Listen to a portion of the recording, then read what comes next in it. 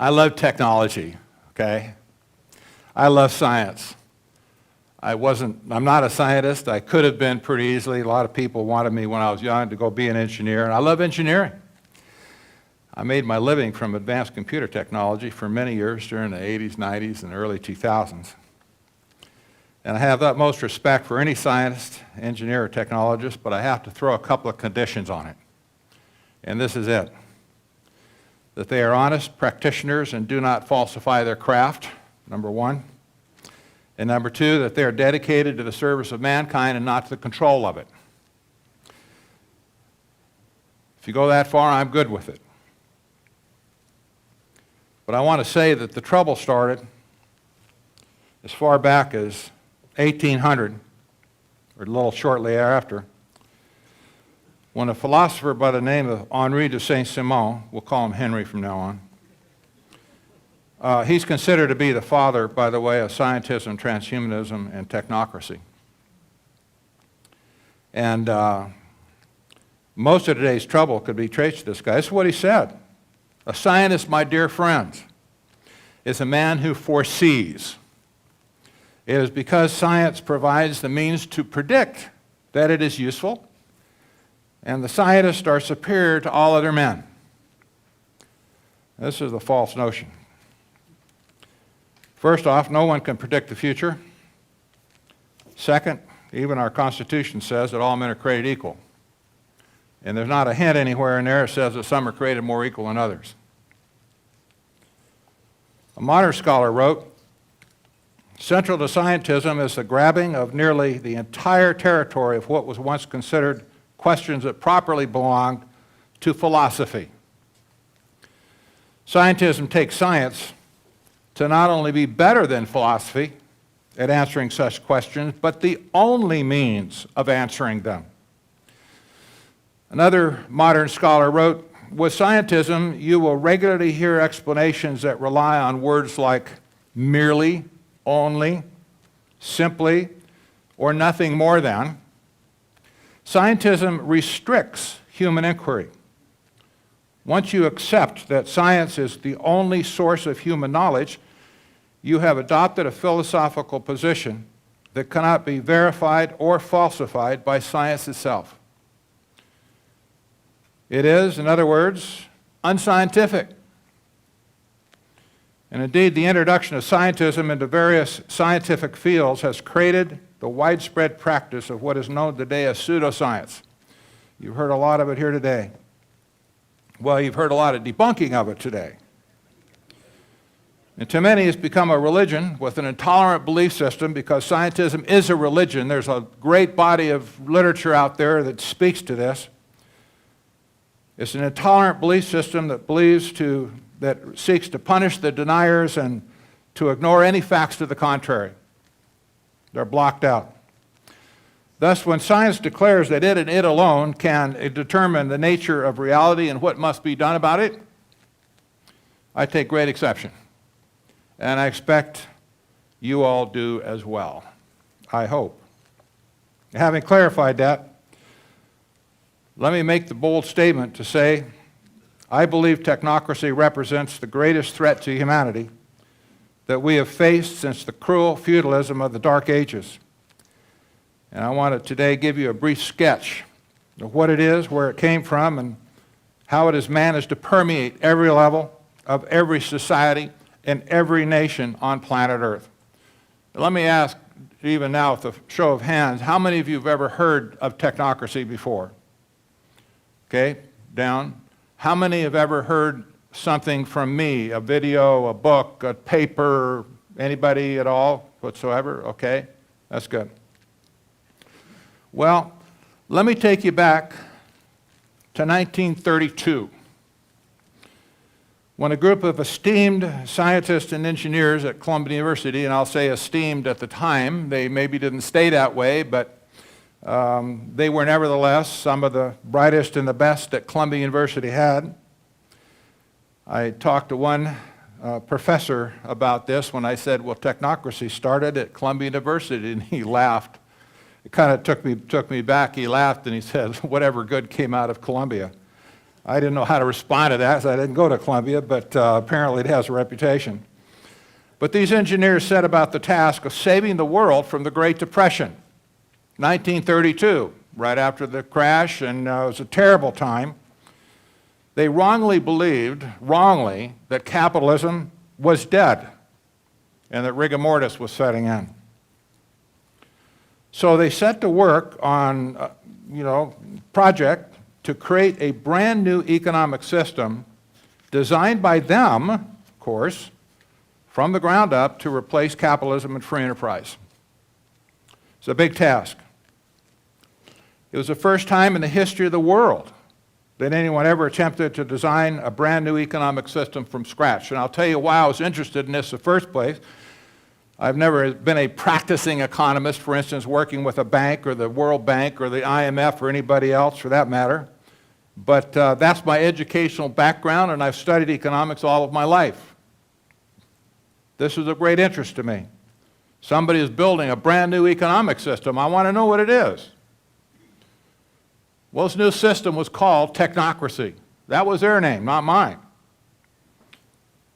They completely discarded the price-based economic system based on supply and demand. By the way, we use money as an accounting system for our economic system. We're all familiar with it. Some of you have dollar bills in your pocket, some have plastic. In its place, they substituted a resource-based economic system that would use energy as its accounting system. Now, I know this is otherworldly to you to talk in these terms, but just kind of listen along. I think you'll get the idea.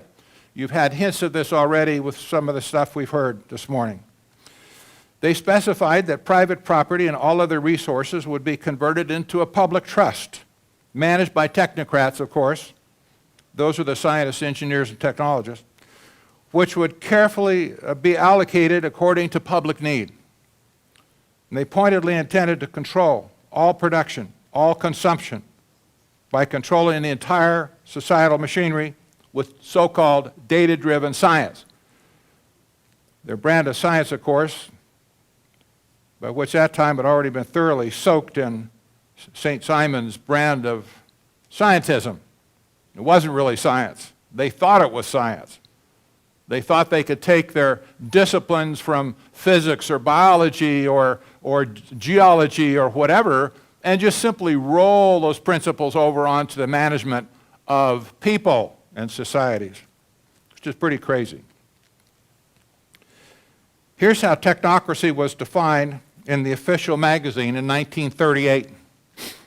Technocracy is the science of social engineering, the scientific operation of the entire social mechanism to produce and distribute goods and services to the entire population. Notice that they were the ones who delivered the so-called and developed the so-called science of social engineering. This is where it came from originally. That's kind of a frightening term to most people just to think about it. What is a science of social engineering? I didn't know that was a science. Well, they thought it was. It was hardly scientific. But note the scope of his operation. This is important. They talk about the entire social mechanism. They talk about the entire population. Even though the original technocracy group had been exiled from Columbia in late 1932, there's a lot of details I'm not covering, but that's in my book. Two early members went on to create Technocracy Incorporated, a membership organization based in New York. The co-founder, M. King Hubbert, was the principal author of the Technocracy Study Course, which is shown here, and it became the guidebook for technocracy. And yes, that's the same M. King Hubbert. You recognize this guy, a founding father, not the only one, of the modern eco movement that dreamed up the crackpot peak oil theory called Hubbert's Peak in 1954. M. King Hubbert was the co-founder of this technocracy movement at Columbia University. Now listen carefully as to how Hubbert described technocracy in the Technocracy Study Course. This is a verbatim. Technocracy is dealing with the social phenomena in the widest sense of the word. This includes not only actions of human beings, but also everything which indirectly or directly affects their actions. Consequently, the studies of technocracy embrace practically the whole field of science and industry. Now catch this: biology, climate, natural resources, and industrial equipment all enter into the social picture. There ought to be a light bulb or two going on now as to where we're going with this.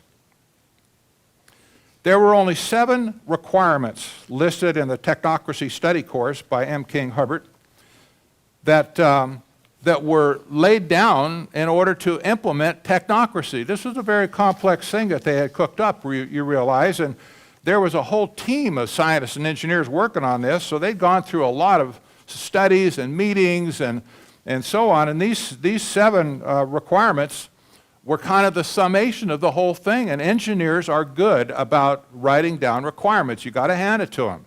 They did a good job of that.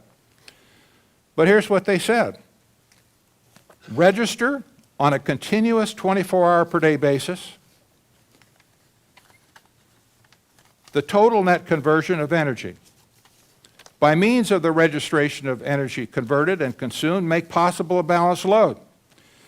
Provide a continuous inventory of all production and consumption. Number 4, provide a specific registration of the type, kind, etc. of all goods and services where produced and where used. Provide specific registration of the consumption of each individual, plus a record and description of the individual. Allow the citizen the widest latitude of choice in consuming his individual share of continental physical wealth. Distribute goods and services to every member of the population. Well, the technology to accomplish this obviously did not exist in 1934. But Hubbard in particular was a visionary. He'd already rubbed shoulders with the early IBM team that was at Columbia University at the same time that Technocracy was. They were busy constructing the first tabulator, the Hollerith machine. It was later taken to Nazi Germany, by the way, to keep track of trains and statistical analysis and so on. And they saw the trajectory of computational technology. They're confident that it would exist in time, even if it didn't exist right then. And indeed, today it does exist, right? The first 2 requirements of technocracy in the study course specify the so-called smart grid for energy management that is being rolled out today all around the world. This is not just an American phenomenon. This is a global phenomenon. Smart grid intends to control energy down to the last little erg that can be squeezed out of anything, whether windmill, fossil fuels, or solar panels, does not matter. The next 3 requirements document the extensive surveillance of production, consumption, and people. And the last 2 show who is in control of delivering consumable items to every citizen based on their fair share. Who would decide what the fair share is? Not you. Them. What about our political system? Well, forget it. They wanted to dismiss all elected officials, including Congress and the President. Private property, forget that too. People can't be trusted with private property, they said. That's what got them into the big mess they were in the first place. Savings accounts? No. Your unused energy certificates were going to expire at the end of the period that you were given them, so you couldn't roll them over and save them to the next period. There'd be no savings, no inheritance, nothing. Cradle to grave, I want to say slavery, but cradle to grave management, where they make all the decisions for you. Well, technocracy increased as a movement to over 500,000 dues-paying members in North America. It was a large social movement, if nothing else, and then it hit the brick wall of rejection. And we can be thankful for that Americans rejected it back then. But capitalism began to recover. Lo and behold, it wasn't dead. World War II brought it back. The movement was banned in Canada. That was another black eye for them because the Canadian government thought they had some connection to Nazi Germany. So they banned them up there. I'll cover that some other time. That's a whole story in itself that would be interesting, connection to Nazi Germany and Europe in general. And things fizzled out after that. Attrition set in, membership shrank. This is the headquarters today. It's based in Decaturville, Tennessee. I have no idea where that is. I saw it on a map. I got this off of Google Maps. There's technology for you. They were for some years in Ferndale, Washington. It was a town about probably as big as Decaturville. And you might be thinking this was the end of technocracy, but there's a whole lot more to the story. I want to fast forward to 1968. Go back to Columbia University. This is Hamilton Hall, by the way, with the statue of Hamilton right in the middle of, right in the front here. This is where it all started in the first place. But a brilliant young political science professor had just coined a new term, technetronic. He admitted it. He suggested the world's endgame was a technetronic era that would be dominated by advanced technology and run by a scientific elite of scientists, engineers, and technicians. And in 1969, he expanded his thesis into a book that was called Between Two Ages, America's Role in the Technetronic Era. You won't find that book on Amazon. It's a blank. You can find it at Abe's Books if you want a copy of it. There's also a scanned copy on the internet that hasn't been taken up yet. His name? Zbigniew Brzezinski. I became an expert, by the way, in the Trilateral Commission because I was about the only person that could pronounce his name. And I could spell it too. Zbigniew Brzezinski. Not surprisingly, his book was a rehash of 1930s technocracy. When I first got aware of technocracy, I had to go back and read his book again. I said, well, I think maybe there's a connection there, and sure enough. Brzezinski's book was quickly noted by David Rockefeller, whose family, of course, was among the richest in the world. They had close connections, by the way, through donations and so on with Columbia University. Rockefeller immediately saw the possibility of a new economic system that was resource-based instead of price-based. Okay, why? Well, 3 reasons. Number one, because at that time, the handwriting was on the wall for the end of money as it was known. You remember the gold was just about to be decoupled. Fiat currency was going to rule the world, and you know the end of it. Any economist knew at that point the end of fiat currency is going to be wipeout. Eventually, it's all gone. How do you measure your wealth if money itself is gone? So Rockefeller picked up on that. Secondly, he knew that permanent wealth is in owning resources, not owning or holding depreciated currency. And third, the Rockefeller family had always thrived on monopolies. This is well documented historically as well. And what better monopoly than to own all the resources? And I'll say this maybe a couple more times, but this is a resource play at the root. Getting a hold of the resources, take them away from you, me, and any public entity that we work with or are a part of, and turning it over to them for operation and control. By 1972, Rockefeller had already envisioned creating a super elite multinational organization that would be tasked with creation of this new global economic system modeled after Brzezinski's book. And again, just to remind you, there's nothing more than warmed over technocracy from the 1930s. Rockefeller subsequently took Brzezinski by the hand to Europe to bounce his idea off his elite cronies over there at the annual Bilderberg meeting. You've all heard of the Bilderberg group. It truly is a discussion group. They do not make policies. They do not write studies. They do not have study groups and so on. But these are the elite of the world. They get together and they smoke stogies and drink scotch, who knows. But they get together and they talk about stuff. So they went over there.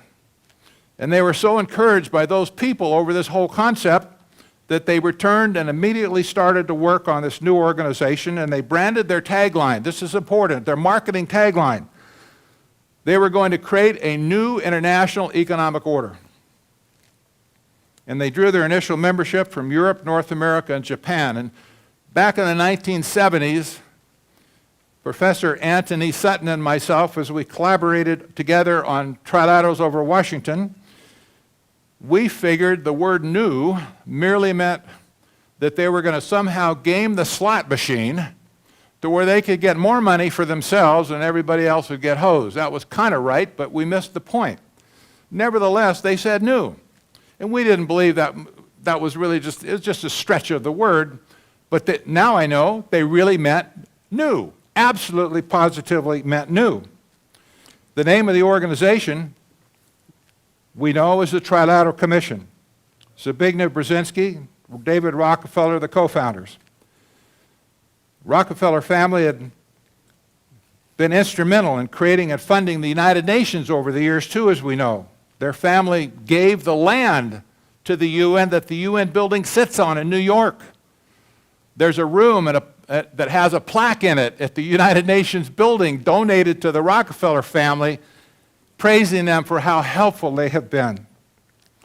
So it's not surprising in 1974, the United Nations passed Resolution 3201. Has anybody ever heard of that before by number?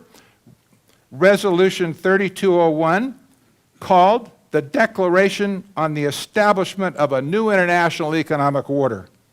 How on earth did that get in there?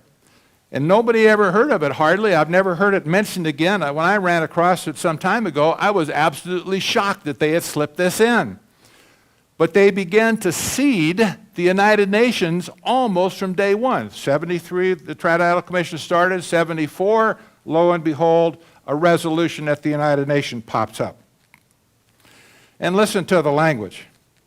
Having convened a special session of the General Assembly to study for the first time the problems of raw materials and development, devoted to the consideration of the most important economic problems facing the world today. Boy, they hit the nail on the head, didn't they? It's the same thing that the Trilateral Commission said. There's something fishy going on.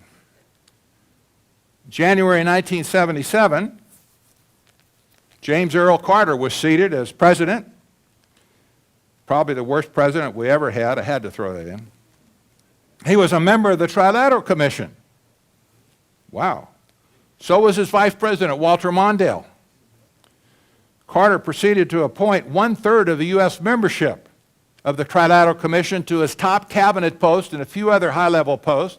1/3 of the U.S. membership was in our government. It was a takeover, a clean sweep.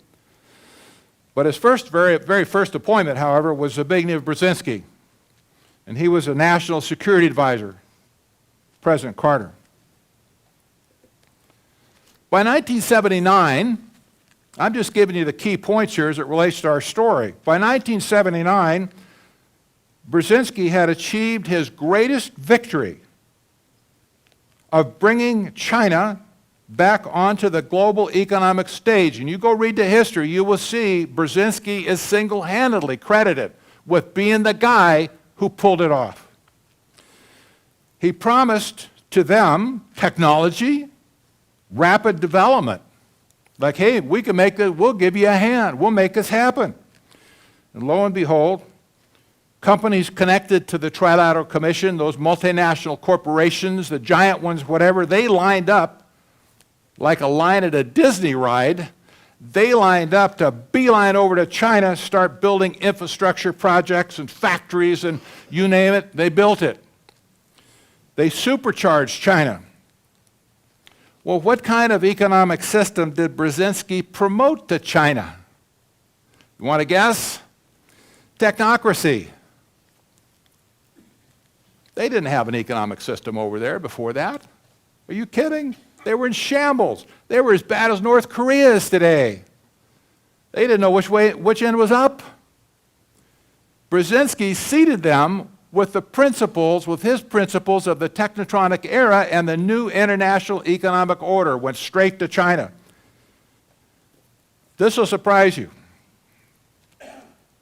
By June 2001, some years later, just measure that from 77 to 2001, Time magazine, and I should mention that Hedley Donovan, the former editor of Time, had been one of the founding members of the Trilateral Commission. Time was one of the few press organizations that was allowed to attend the meetings. They couldn't talk about it, but they could attend. They nailed what happened in that intervening 20-year period of time. Listen to what Time magazine wrote. The nerds are running the show in today's China. In the 20 years since Deng Xiaoping's reforms kicked in, the composition of the Chinese leadership has shifted markedly in favor of the technocrats. They use that word.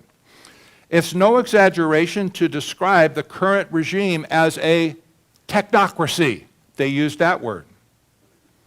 During the 1980s, technocracy as a concept, this is the article, during the concept was much talked about, especially in the context, here bells go off for you political scientists, much talked about, especially in the context of so-called neo-authoritarianism. That's the principle at the heart of the so-called Asian development model, adopted by South Korea, Singapore, Taiwan, and pursued with apparent success. The basic beliefs and assumptions of the technocrats were laid out quite plainly. Social and economic problems were akin to engineering problems that could be understood, addressed, and eventually solved as such.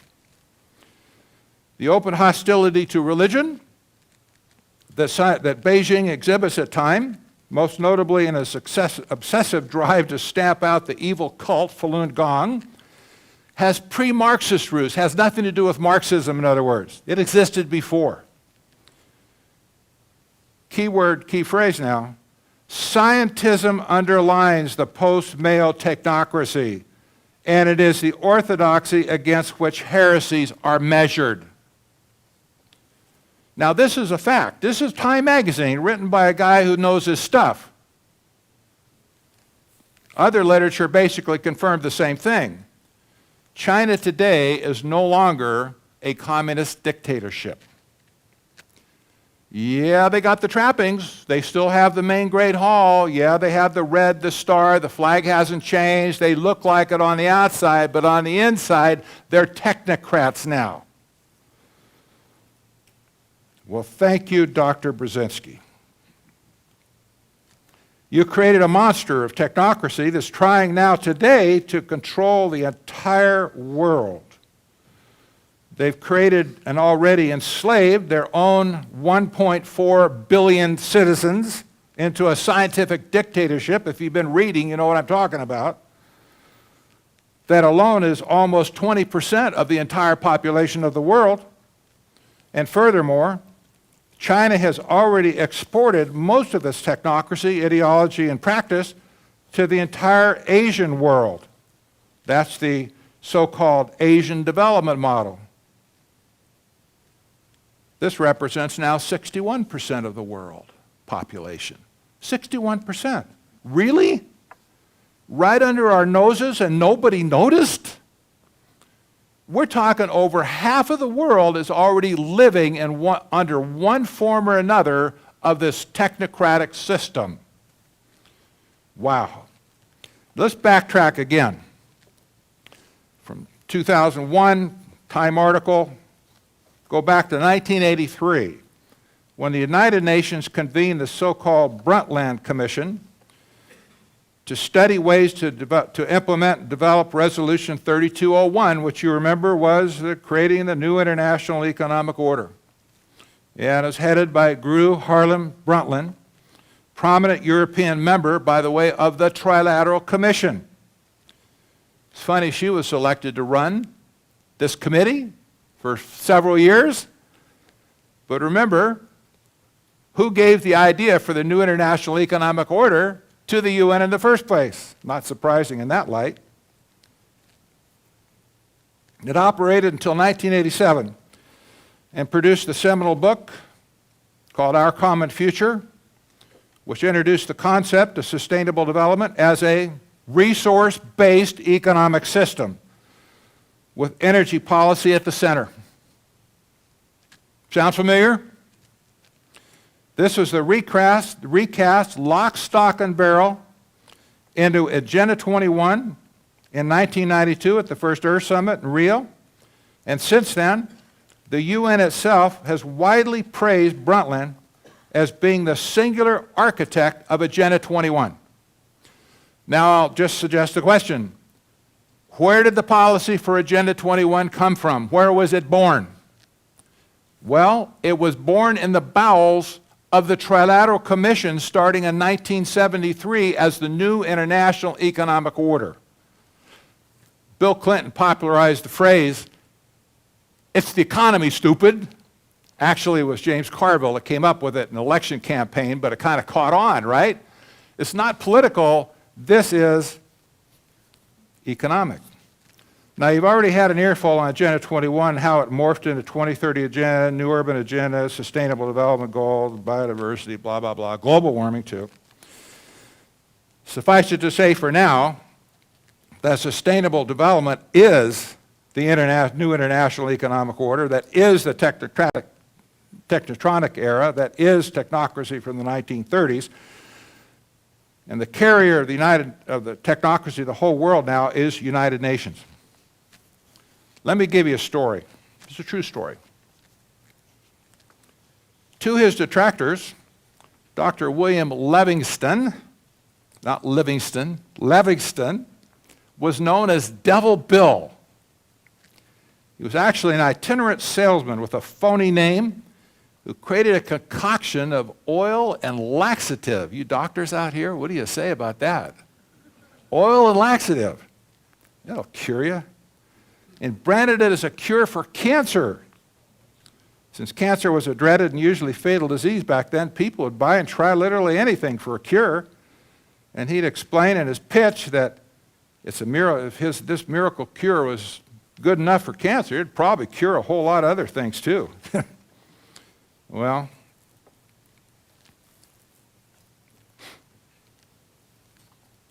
when old Devil Bill came into town, he would mesmerize and trick people into buying his miracle cure. Occasionally somebody would ask him, "What's it all about? Sounds phony to me or fishy." He'd ride out faster than he came in. And it's amazing that he wasn't lynched or arrested along the way because he was truly a fraud and he never passed through the same city again. He had a reputation. He couldn't go back because people would start drinking this oil plus laxative. Well, you can imagine there weren't a lot of happy people around. I imagine they got sick from the oil and then they were sick from the laxative to boot. But he always managed to escape. He died in 1906 at the ripe old age of 95. Earlier in life, he reportedly bragged, I cheat my boys every chance I get. I want to make them sharp." It's no wonder his nickname was Devil Bill. However, Livingston's name was a fraud itself, fake. His real name was William Avery Rockefeller Sr. And one of those sharp sons was John D. Rockefeller, who was soon to become the richest man in America, and grandfather of David A. Rockefeller, who's in our story today as the founder of the Trilateral Commission. I guess we can say that the nut doesn't fall far from the tree, does it? This is the scam of global epic proportions, bigger than the world has ever seen. And now a good con man knows that he has to create a sense of urgency in order to get the mark to move in his direction. Don't give the target any time to figure out that he's getting scammed. Got to do it now, right now. The unscrupulous tire salesman says as he looks at your tires, "I wouldn't trust those tires with the safety of my children." The shady salesman says, The sale ends tonight, and there'll never be another chance to buy at this price. Urgency. Well, let me put it this way. The cannon fodder for the sustainable development scam, and it is a scam, is global warming. This was specifically and purposely chosen to drive a sense of urgency and panic people into clamoring for sustainable development. Sustainable development is the goal. Global warming is only the get with it right now and do it sort of thing to panic people into getting after it. And it's worked beautifully. We wouldn't be sitting here talking about it if it didn't. It continues to work today with religious fervor, telling deniers that they deserve to be punished. I'm not going to examine the climate hoax any further because so many people are going to already cover it here. Great stuff. But I do want to remember, and I want you to remember, through all this twisted plot, sustainable development is an economic system designed to completely replace capitalism and free enterprise. Let me prove this. Debbie already showed her sweet little face. Christiana Figueres. She is climate czar at the UN. 2015, this is what she said. Read it carefully. This is probably the most difficult task we've ever given ourselves, which is to intentionally transform the economic development model for the first time in human history. This is the first time in the history of mankind that we are setting ourselves a task of intentionally, within a defined period of time, to change the economic development model that's been reigning for the last 150 years since the Industrial Revolution. Pretty clear? This is war. This is not just incidental stuff, oh, we're having a streak of bad luck here. This has been the goal from day one in modern globalization. And indeed today, the entire United Nations organization is stampeding all 103 member nations of the world to simultaneously throw out capitalism and free enterprise in favor of sustainable development, aka technocracy. Now to recap my presentation thus far, one prong of global technocracy has entered through China and exemplifies a more direct form of scientific dictatorship. The second prong is coming through the United Nations in the form of sustainable development. Nevertheless, they're still one and the same, and they're going to end up at the same place one day because they're working hand in hand. Now I want to talk a bit about the economic effects of sustainable development. Generally speaking, I will contend that wherever technocracy and capitalism meet, and they do meet frequently around the world today, it creates a toxic stew where capitalism and free enterprise dies. The details of the so-called green economy or Green New Deal, which is now global in appeal, as you know, cannot work, will never work, and it will never achieve prosperity for anyone. It is a crackpot economic theory that absolutely positively cannot work. And I say that not only from my view as an economist, but also from other people I've talked to that have looked at it that way. It won't work. Period. It will destroy the world. It won't fix it. And the original framers of technocracy knew full well that technocracy was all about benefiting themselves at our expense, other than converting us into resources that need to be controlled, like we see in China. And there have been plenty of people over the last 25 years, by the way, who recognized this scam and sounded the alarm. The problem was nobody listened. I know you're listening. Let me give you a couple examples. Pradip Chatterjee and Matthias Finger, authors of The Earth Brokers in 1994, were direct participants in the UN meetings that led up to the Earth Summit in Rio in 1992. They were environmentalists of the original order that preceded globalization, and they were deeply disappointed in the entire process and outcome. They wrote this book. They concluded in the book, quote, as a result of the whole UNCED process, that's the UN Conference on Economic Development, UNCED, the planet was going to be worse off, not better. Here's what they wrote. We argue that UNCED has boosted precisely the type of industrial development that is destructive for the environment, the planet, and its inhabitants. We see how, as a result of UNCED, the rich will get richer, the poor poorer, while more and more of the planet is destroyed in the process. How's that? Nobody listened to them. Maybe their books were censored. I expect that was the case. Let me give you another example. Toward the end of the Earth Summit, youth representatives were allowed to give their impressions of the process and proceedings. They couldn't vote, but they wanted to see what they had to say. So they selected a young lady from Kenya. Her name is Wagaki Mwangi. This is her 20 years later at the Rio Plus 20 conference. She worked then, at the earlier time, for the International Youth Development and Development Network in Nairobi. Her short, pointed, and shocking statement left many of the attendees at the closing statements in shock. Here's what she wrote. The summit has attempted to involve otherwise powerless people of society in the process, but by observing the process, we now know how undemocratic and how untransparent the UN system is. Those of us who have watched the process have said that UNCED has failed. As youth, we beg to differ with it. Multinational corporations, the United States, Japan, the World Bank, the International Monetary Fund, have got away with what they always wanted, carving out a better and more comfortable future for themselves. UNCED has ensured increased domination by those who already have power. Worse still, it has robbed the poor of the little power they had. It has made them victims of a market economy that has thus far threatened our planet, and it had at that point. Amidst elaborate cocktails, travailing, and partying, few negotiators realize how critical their decisions are to our generation. She was only 18, pretty smart for an 18-year-old. By failing to address such fundamental issues as militarism, regulation of transnational corporations, i.e. the Trilateral Commission, democratization of the international aid agencies, and equitable terms of trade, she said, my generation has been damned.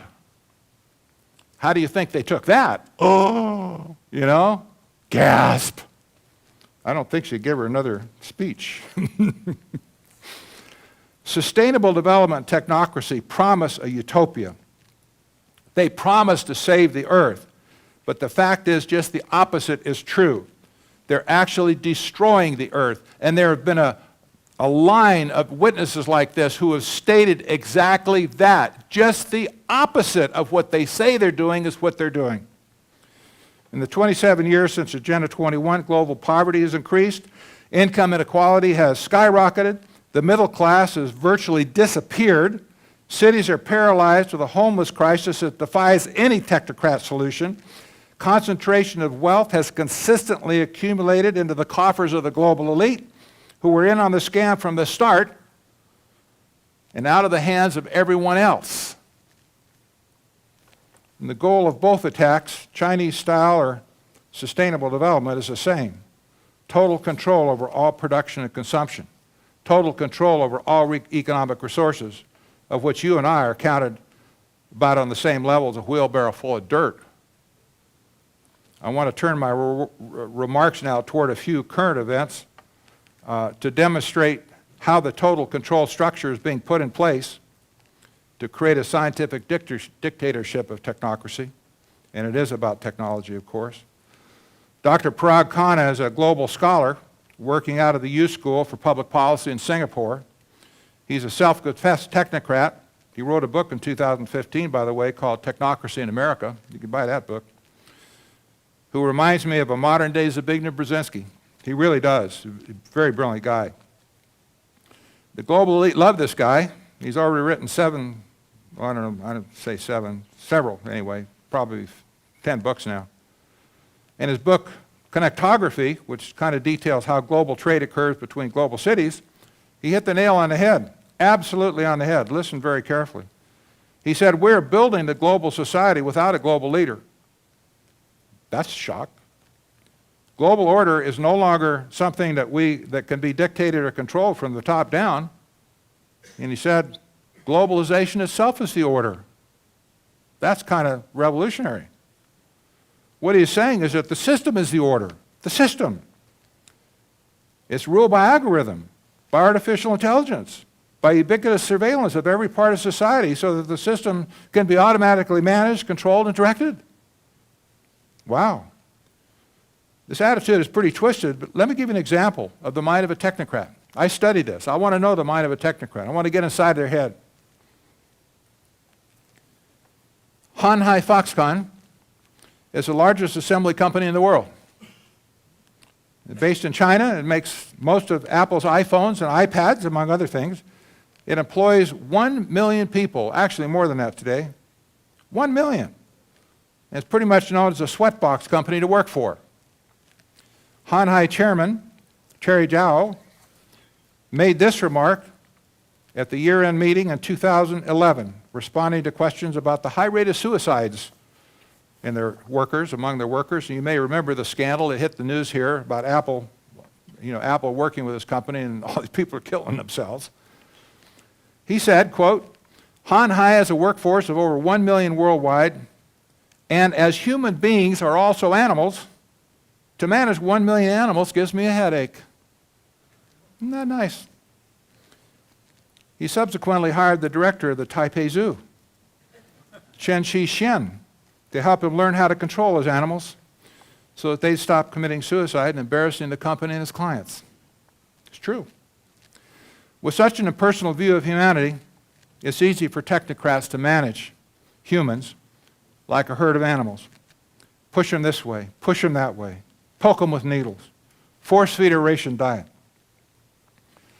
The system to accomplish this, the technology system, of course, is growing up all around us and the rest of the world as well. China, for instance, promises to have 600 million facial recognition cameras installed by 2020. That's next year.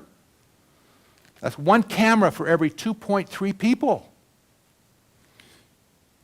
In one city of over 2 million people in population, this surveillance network can pull a person out within 3 or 4 minutes. Once the order is given, push the button, find that guy. You can find him just like that. And the police show up about just like that further. China's also developed a social credit scoring system you might have read about that assigns all citizens a numeric score based on their observed and personal behavior.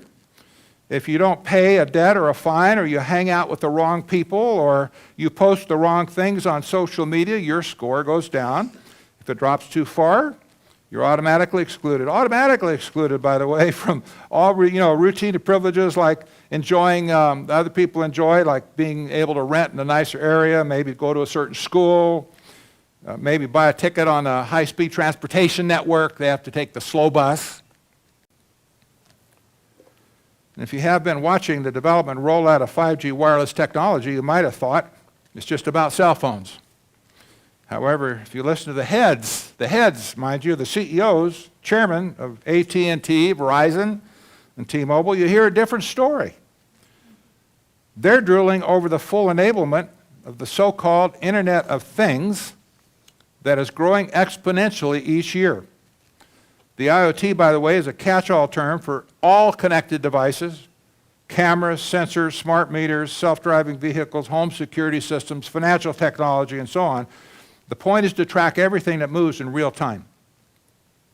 And 5G is almost magical. The throughput of data is an order of magnitude greater than 4G, but the real benefit is in the quality of latency. That is, the time it takes to make a handshake with another device. Over 4G LTE, my iPhone, for instance, has a ping time of 33 milliseconds. At my office in Phoenix, I have a really fast Wi-Fi router that can ping another server in 9 milliseconds, and that's pretty good. By comparison, 5G has a ping value of 1 millisecond or less. This is essentially a real-time digital connection. And Verizon itself is reportedly laying, catch this, 1,000 miles of fiber optic cable every month that will connect its 5G antennas that are being spaced anywhere from 500 to 2,000 feet apart all over America. The Verizon CEO said in a speech earlier this year that, quote, 5G will usher in a fourth industrial revolution. That's pretty important. And that it will be, quote, a quantum leap compared to 4G. Verizon issued a press release last June. Here's what it said. The Internet of Things refers to the rapidly expanding collection of devices that collect, transmit, and share data via the Internet. At present, roughly 8.4 billion things make up this universe, known as commonly as the IoT. From cars to appliance to wearable tech, that represents a 31% increase from 2016. And by 2020, some 20.4 billion devices are forecast to connect. And by 2025, that number could swell to 55 billion. The release goes on to say, as the trends suggest, anything that can connect will connect.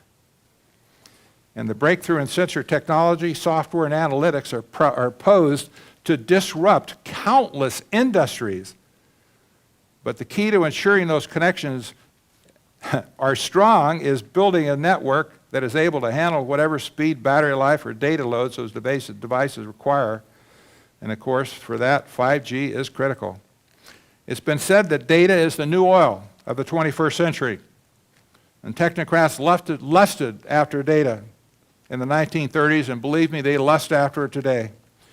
Remember the original requirements documented in the Technocracy study course?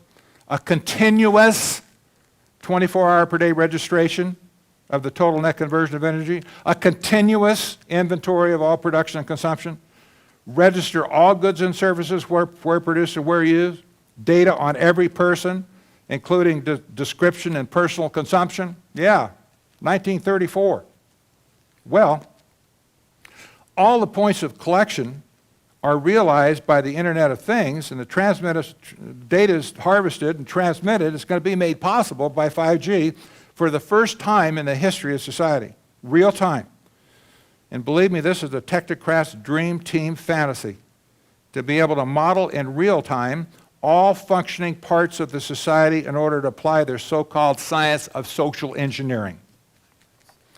Artificial intelligence algorithms need data in order to learn. In fact, AI is absolutely worthless without data. And to the technocrat mind, there's no such thing as too much data. Finally, analysis capabilities, however, are catching up to be applied to the massive storage bins of historical data. That's not enough for technocrats. They want to do more than sift through historical data. They want real-time data. This is their nirvana, to have a real-time flow of data coming in to train their AI programs to do what they want to do. 2001, Director of Intelligence at the time, Lieutenant General Clapper, coined a new discipline called geospatial intelligence under the program of mastering the human domain. The technology has been proved on the battlefield, but has rapidly been adapted in the so-called smart city concept that seeks to overlay all of this technology onto human settlements. And GeoInt literally maps the entire human domain and overlays it onto traditional mapping systems. By tracking the location of all people in a targeted system, they quickly subdivide into naturally associated groups and networks. And these could represent any group, such as a friend or family network, social groups, religious affiliations, political meetings, and so on. And if you observe people long enough with enough detail, not only do their personal patterns emerge, but also their relationships to the groups to which they belong. The whole discipline of GeoInt is moved forward. And ultimately, the fulfillment of George Orwell's Big Brother nightmare, they say, this is the GeoInt people, instead of watching 20 or 30 people at a time, location-based services now can monitor thousands or even millions simultaneously. Today, as in China, we could raise that count to the billions. If there's anything else you take away from this presentation, I hope it's this. There's a fifth column of actors in our society, now the global society, that fully intend to conquer the world. While political drama has dominated the news cycle for so many decades, this column has marched forward with precision that only a skilled engineer could execute. Few people have paid any attention. Fewer still have connected the dots. If we could name Zbigniew Brzezinski as the intellectual father, I think we could, of modern technocracy and sustainable development. I have a feeling he probably understood General Sun Tzu in The Art of War, who said, "The skillful leader subdues the enemy's troops without any fighting, He captures their enemies without laying siege to them. He overthrows their kingdoms without lengthy operations in the field. With his forces intact, he will dispute and have mastery of the empire, and thus, without losing a man, his triumph will be complete. This is the method of attack by stratagem.